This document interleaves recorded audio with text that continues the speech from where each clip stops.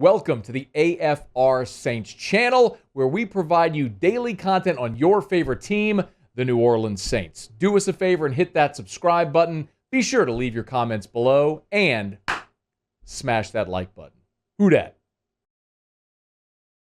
Saints and Colts Sunday up in Indianapolis. This game opened with the Colts a slight point and a half favorite. It's moved toward the Saints being a favorite. It's right there at a virtual pick'em.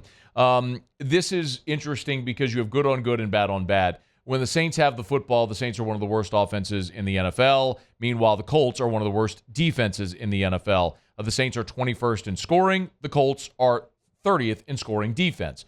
And on the flip side, the Saints' defense is 7th in the NFL in scoring. The Colts' offense is 6th in scoring. So when the Colts have the ball, it's good on good. When the Saints have the ball, it's bad on bad. My assumption is the Saints' defense will play well because we've seen them play well. Really, what you got to be mindful of is the Colts' ability to run the ball. Jonathan Taylor has gotten going. We'll see if Zach Moss is healthy enough to play.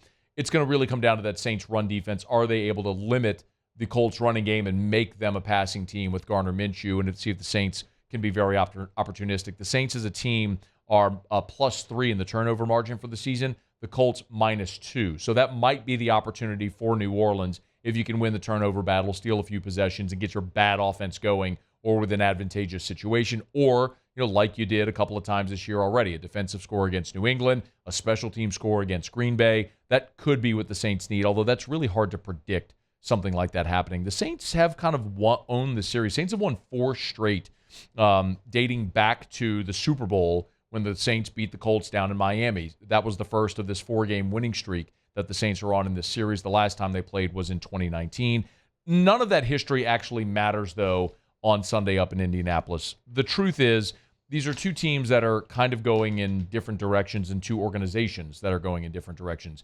You have a Colts team with Shane Steichen, who came over from Philadelphia and is trying to implement the same style of offense that they did there in Philly with Jalen Hurts, and has done so successfully until the injury to Anthony Richardson. But still, offensively, they've rarely missed a beat here with Gardner Minshew, and certainly they were very good last week, and if we're being very honest, got hosed in the game against Cleveland, where Cleveland was gifted a couple of extra red zone chances that they ultimately did convert there at the end of the game, that they eked out 39-38 in Indianapolis. But that does also go to illustrate the problems that Indy has had defensively and the opportunity potentially for the Saints offensively to get going.